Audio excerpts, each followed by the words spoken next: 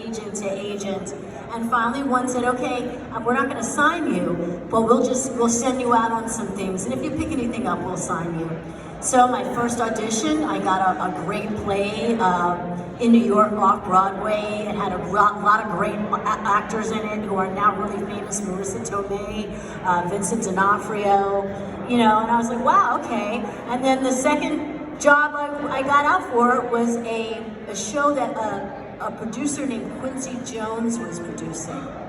And he picked me up right away, sent me to LA, and funny enough, the show that he was producing never went. So I was kind of stuck in LA, but I had an agent now, you know?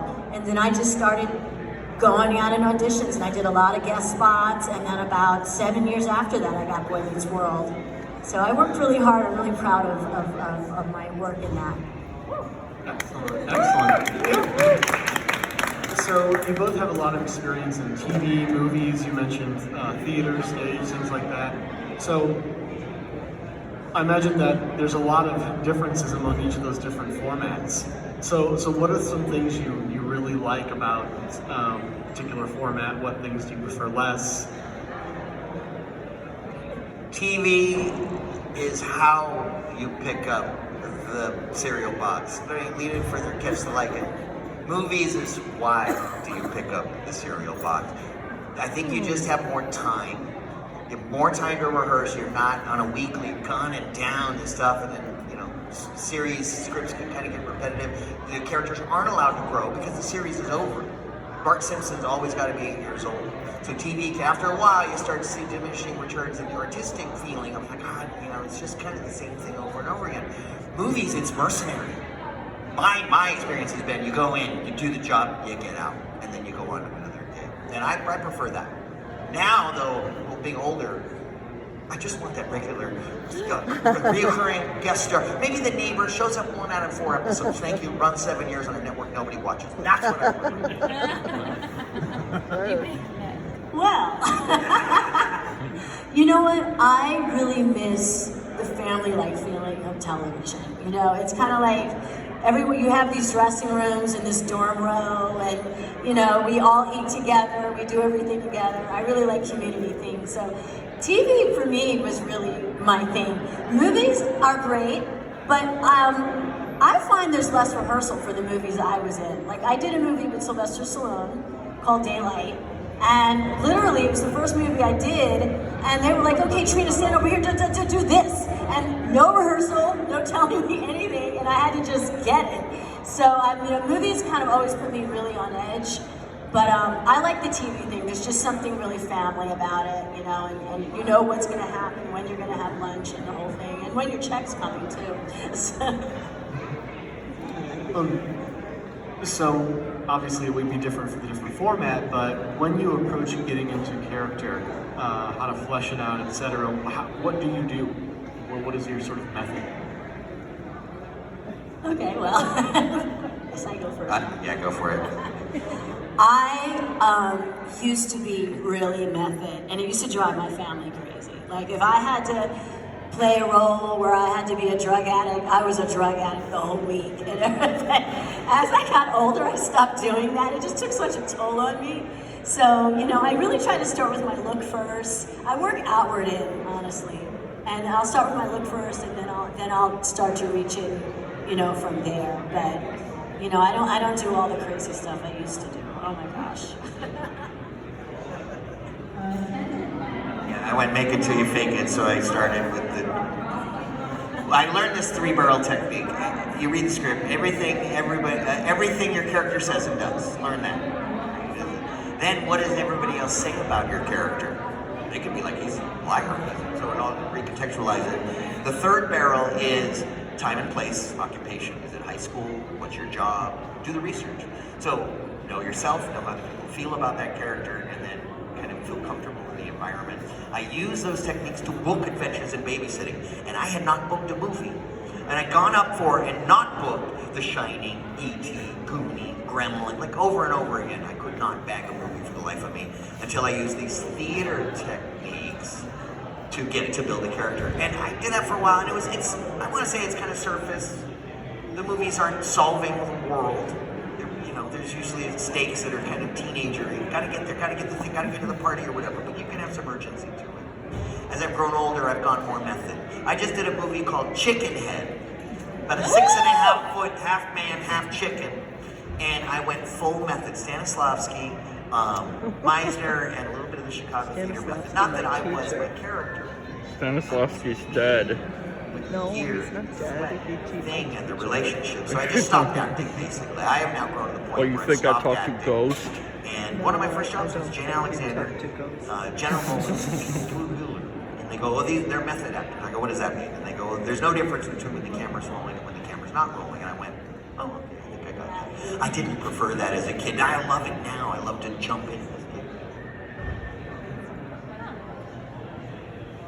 No, I was just gonna say I admire him, and I want to ask you, did you ever do Uta Hagen or any of her methods? No, I didn't study much. I learned from like Robin Williams or Henry Fonda or wherever I was working with. I would see the adults and go, oh, they're full of shit, or oh, they got some good tricks.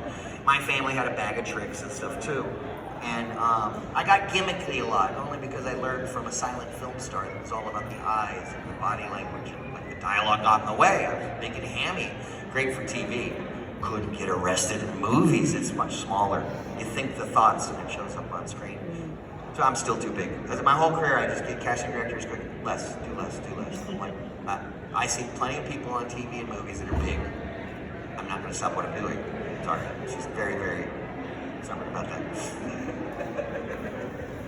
Well, I know the audience will usually like to ask questions about, your favorite iconic roles. One question I'd like to throw out there is, what was maybe a role that you found particularly difficult or challenging that really taught you something that you took forward? Well, honestly, I would say Angela, playing Angela on Boy Meets World was really, it was challenging at times, I was always heartfelt and stuff. And one of the funniest things that is still a challenge today is people really think I'm that person. They just think I'm that person. And I just roll with it, it's okay.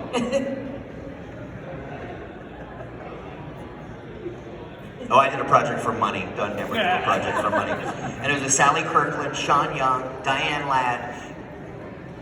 It was a tough shoot. Let's just say it was a tough shoot. But I learned a lot. I learned more from Sally Kirkland about being in the moment, because she will never say the line the same way, never stand in the same place. Screw continuity. It is different every time. And I went, oh, I'm an actor. I don't listen. So I learned to listen on that project. So I did get a good lesson from it, but I also learned to never do a project for the money again. Oh God, it's awful. That movie. Important lessons for both acting and life, right? Cool. So I'm going to now give the audience a chance to ask some questions. So I'm going to walk off stage this way, hopefully, and not blow up the speakers.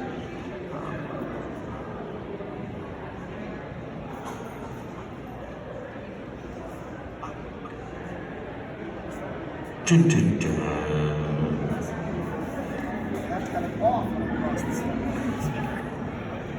So Keith, I just want to say I'm so excited you did that Chicken Head movie with Jason London. So too bad he couldn't be here.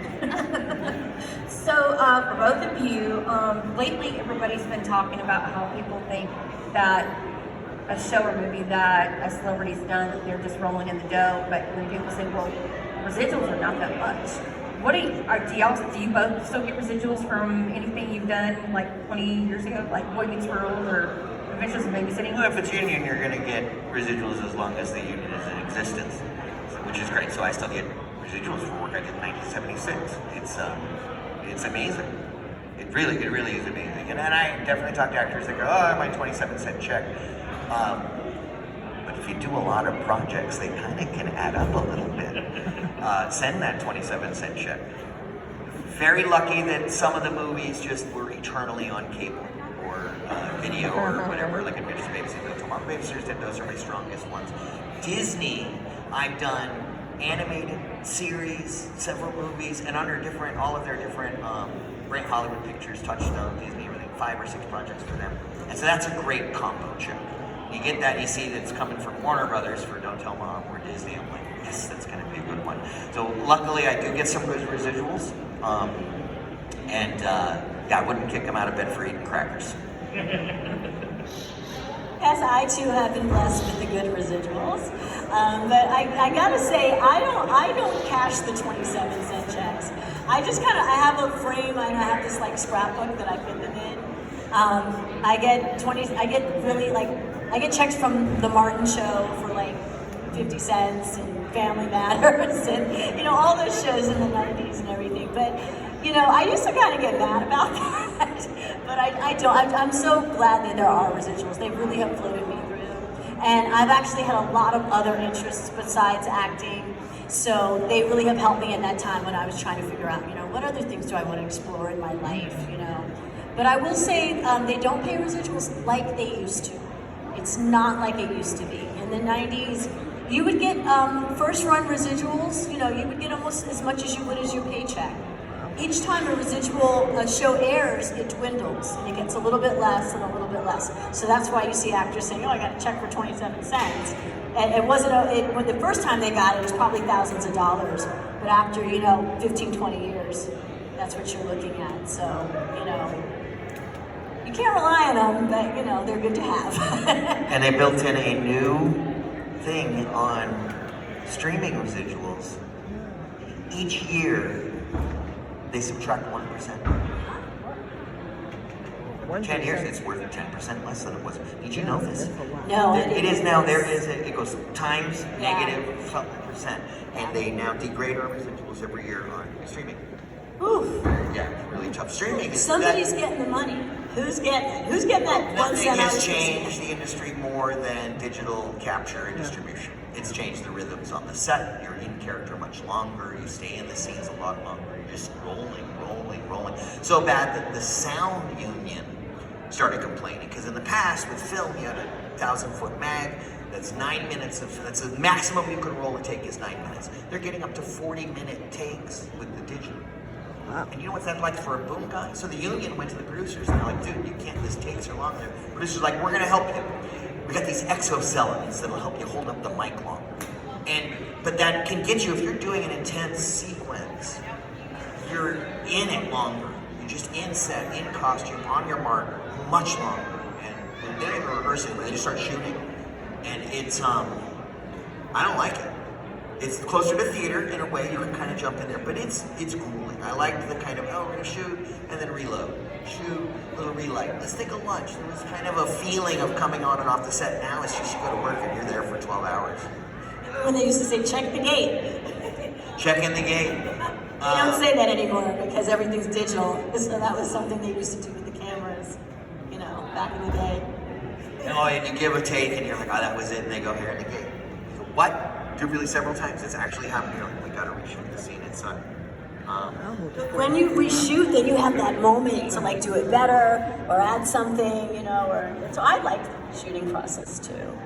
Oh, I hate it. One take. Oh yeah, I did. I don't like doing things more than once. And when we made some of the movies, the earlier babysitting and stuff, there was no monitors, there was no video village, there's no video playback. You shoot the scene and the director, that was great, did you get it? And the cameraman goes, I don't know, we'll see you in Dailies tomorrow. You really didn't know if you had it in the bag. And now they shoot a scene and everyone runs the video village and takes as much time burning as they just shot the scene.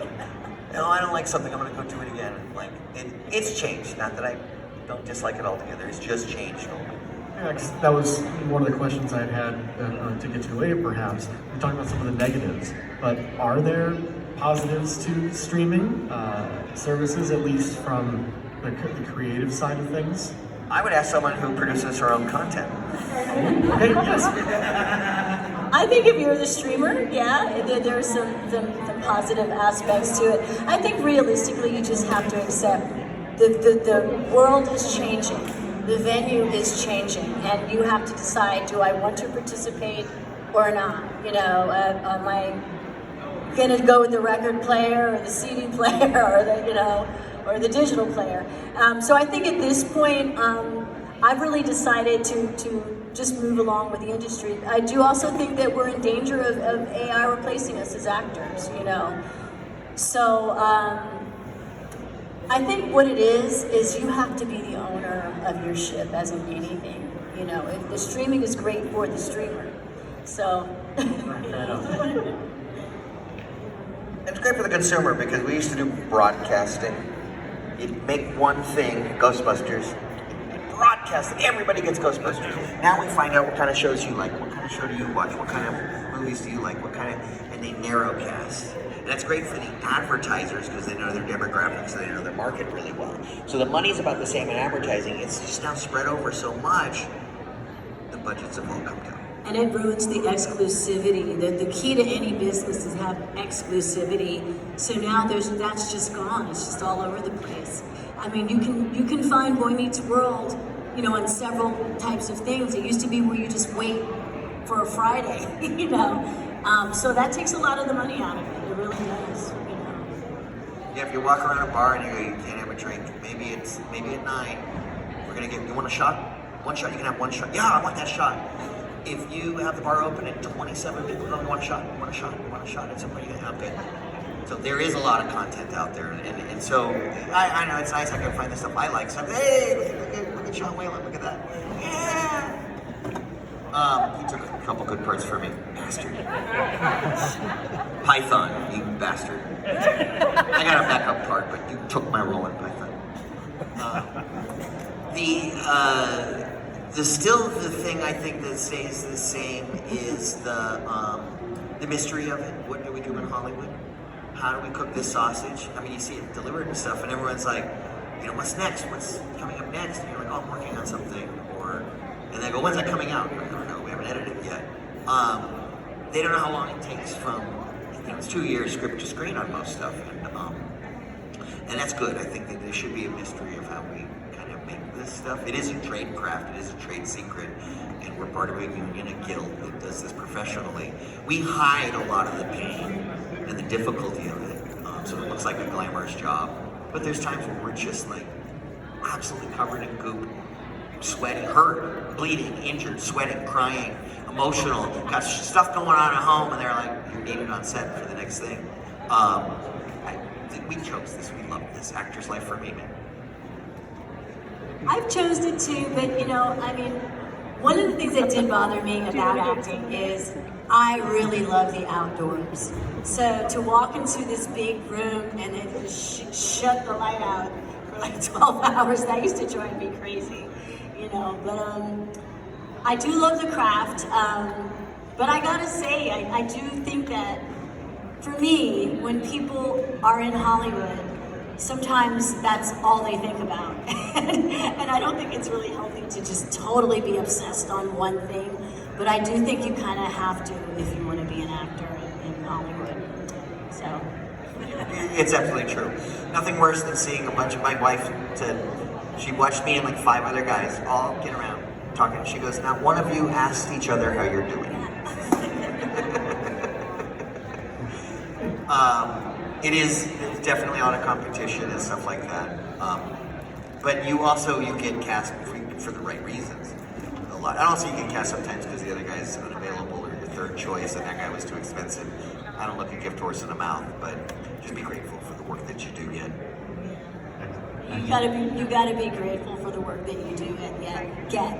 For me, one of the things I did to kind of offset that kind of feeling is I left the country. I went to Africa and I opened up a small school in Malawi for children. And I just like to do a lot of community things to kind of offset that kind of like, you know, this is all I'm gonna think about thing, you know. So then when I do jump back into it, I feel more mentally like stable, you know, but no one else does that. Everyone else just obsesses. Oh, excellent. I have an audience question here. You've touched on some of these things already, but how did you navigate the strike? What? The strike? Which one? The actors one? Which one? Oh gosh, I forgot. I navigated the 88 strike, I navigated the 96 strike, I navigated it's fighting come and go, writer strikes, actor strikes. That last one was pretty long. Yeah, and I don't know what was won from it. Honestly, I really don't know what was won from it. She's absolutely right. We're at a precipice of how the industry's going to move forward. And look, an actor complaining is one of the ugliest things. Okay. You want to hear an actor complain? Give them work. You'll hear them complain. But there was something pandemic. So I did my rookie episode in the middle of pandemic. Oh And God. it is that, and the lunch is alone in your trailer, eating your box lunch. That ruined lunch for me. There's no more hanging out the grip truck. There's no more shooting the shit with the special effects guys, whatever. You removed everything that was fun about making film and television.